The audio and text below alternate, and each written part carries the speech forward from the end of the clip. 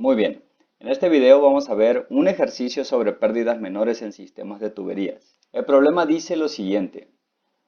Una tubería de agua horizontal tiene 6 centímetros de diámetro y se expande gradualmente a una tubería de 9 centímetros de diámetro. Las paredes de la sección de expansión están en un ángulo de 10 grados desde el eje, es decir, que desde el eje central que nosotros tenemos aquí, el ángulo de expansión que formaríamos de esta parte sería de 10 grados. La velocidad promedio y la presión del agua antes de la sección de expansión entonces son de 7 metros sobre segundo y 150 kilopascales respectivamente. Nos piden determinar la pérdida de carga en la sección de expansión, la pérdida de carga que tendremos aquí, y la presión en la tubería de mayor diámetro. Es decir, cuál es la presión, ojo, no la caída de presión ni la diferencia de presión. Lo que nos piden es cuánto es la presión en esta sección que tenemos aquí. Entonces tenemos agua que está pasando a 7 metros por segundo y de este lado tenemos 150 kilopascales y fluye en esta dirección. Es importante saber la dirección del flujo que nosotros tenemos. Si estuviera fluyendo en el otro lado, entonces no estaríamos hablando de una expansión, sino de una compresión. Solucionemos entonces el problema. Vamos a partir de qué es lo que sabemos. Sabemos que cuando estamos hablando de agua, entonces vamos a fijar nuestra densidad en 1000 kilogramos sobre metro cúbico. Ahora, también sabemos que vamos a necesitar el coeficiente de fricción del componente. En este caso, la expansión que nosotros tenemos de un diámetro de 6 centímetros a uno de 9 centímetros. La expansión total incluye un ángulo de 20. Ustedes recuerdan, les dije, desde el medio tenemos hacia arriba 10, entonces hacia abajo otros 10. El ángulo entonces total de esa expansión es de 20 grados y la relación entre los dos diámetros, diámetro menor sobre diámetro mayor, es de 6.9. Y con estos valores entonces vamos a la tabla para determinar el coeficiente de pérdida que nosotros tenemos. Ese coeficiente de pérdida entonces se encuentra entre medio de estos dos valores. Nótese que aquí dice una expansión para un ángulo de 20 grados. Entonces hay que ser cuidadosos a la hora de ver qué parte de la tabla es la que vamos a ver. De preferencia, otra vez, cuando estén enfrentados a un problema de diseño, hay que irse con los datos que da el fabricante. Tenemos entre estos dos valores por la relación de diámetros y mediante una interpolación encontramos que KL vale 0.133. Ese es el valor entonces del coeficiente de pérdida que tendremos para esa expansión. Muy bien, ahora antes de continuar, me gustaría regresar a la figura para resaltar algunos conceptos que vamos a necesitar. Entonces nosotros tenemos que el flujo está entrando por esta parte de mi tubería y está saliendo de este lado de mi tubería. Entonces tenemos que va a entrar con cierta velocidad y va a salir con cierta velocidad. ¿Cómo es que nosotros sabemos si esas velocidades son iguales? ¿Cómo es que sabemos cuánto es la presión de un lado y cuánto es la presión del otro? Bueno, hay que tener en cuenta primero dos cosas. Una cosa es el flujo másico que está entrando y saliendo de mi tubería y la otra es la velocidad a la cual está entrando o saliendo el fluido de mi tubería. Entonces yo voy a tener un flujo másico a la entrada, es decir, cierta cantidad de masa por segundo está pasando por este lado de mi tubería y cierta masa por segundo está pasando por este lado de mi tubería. Dado que no tengo acumulación de fluido dentro de esta o pérdida de fluido dentro de esta expansión, yo digo que el flujo másico o la cantidad de masa que entra a mi accesorio es la misma que la cantidad de masa que está saliendo de mi accesorio. Otra vez, tengo el flujo en esta dirección y voy a tener una cantidad de masa que está entrando y una cantidad de masa que está saliendo. Si la cantidad de masa que entra es mayor que la cantidad de masa que sale, entonces nosotros tendríamos acumulación aquí adentro y podría ocasionar problemas.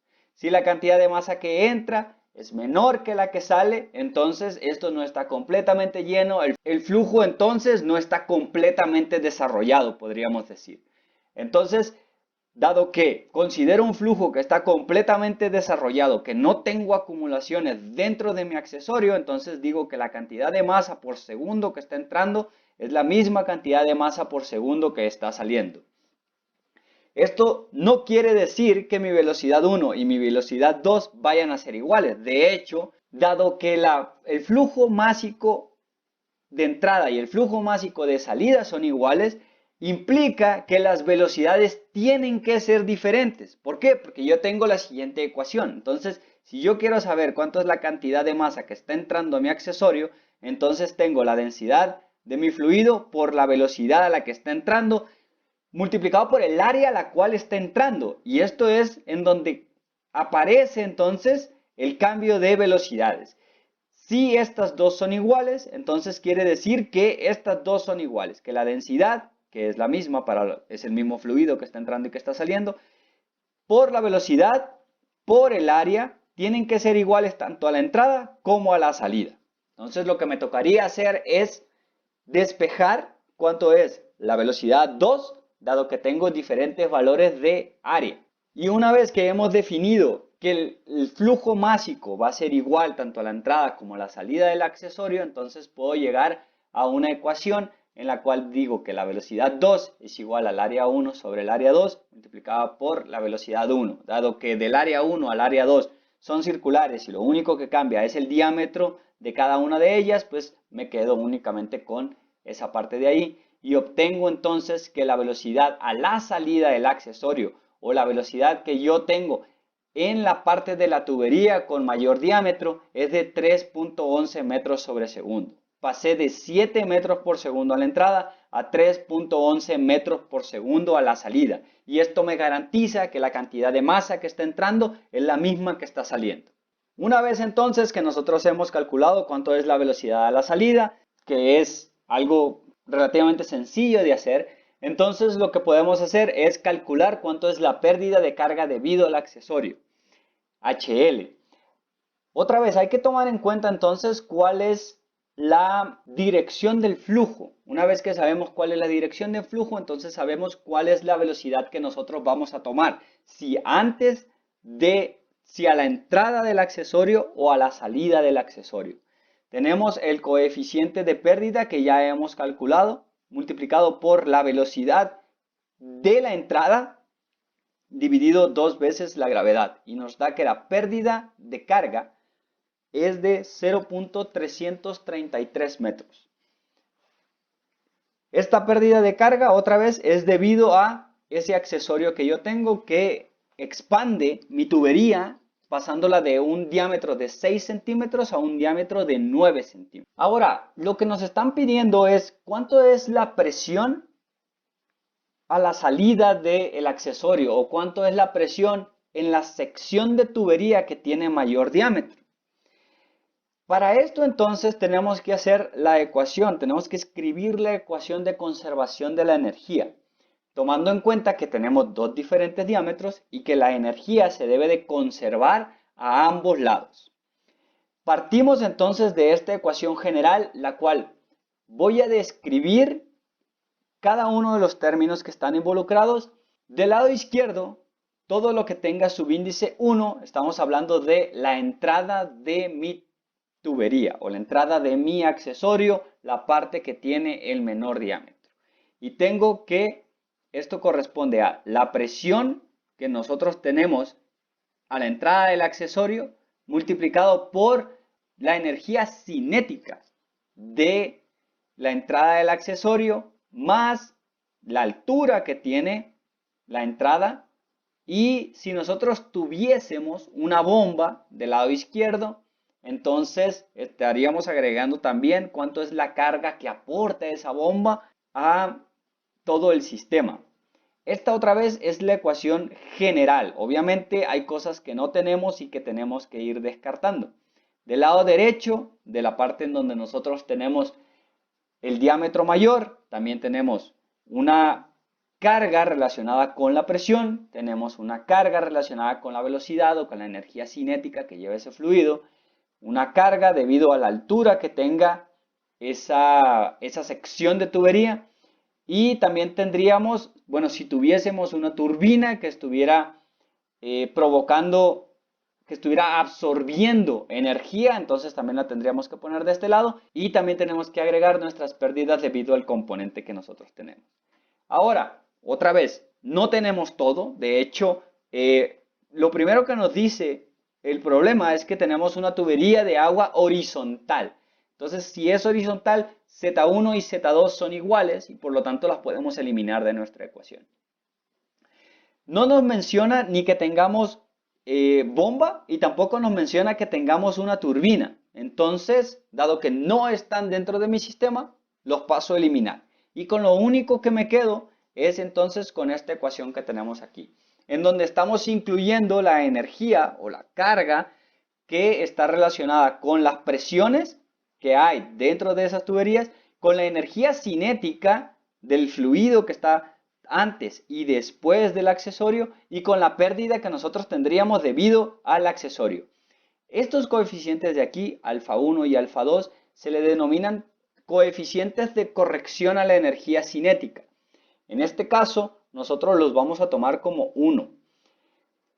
De hecho, no es exactamente 1, pero dado que el flujo o la mayoría de los flujos con los que nos vamos a enfrentar son flujos turbulentos con números de Reynolds muy altos, ese coeficiente de corrección generalmente se acerca mucho a 1 entre mayor es el número de Reynolds. Por lo tanto, a ver, lo tenemos que poner, hay que saber que existe. Si tenemos flujos laminares, entonces se vuelve significativo, pero otra vez, en general, dado que vamos a trabajar con flujos turbulentos, este factor de corrección de la energía cinética lo podemos tomar como 1. Hay que recordar que lo que el problema nos está pidiendo que determinemos es cuánto es la presión en la sección de tubería que tiene el mayor diámetro. Por lo tanto, lo que nos están pidiendo es la presión 2.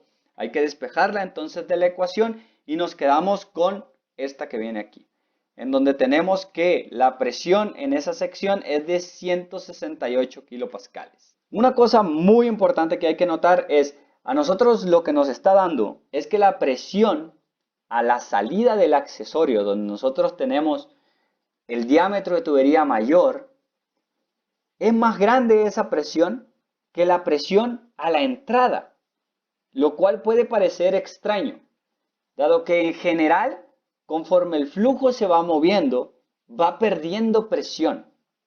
Sin embargo, hay que tomar en cuenta que en este caso, el análisis que nosotros estamos haciendo es general, es decir, estamos tomando en cuenta la energía de todas las componentes que están involucrados en el sistema. Es por esta parte precisamente que he decidido que este problema va a ser el único que vamos a hacer, que está relacionado, más que nada, está relacionado con accesorios y pérdidas menores.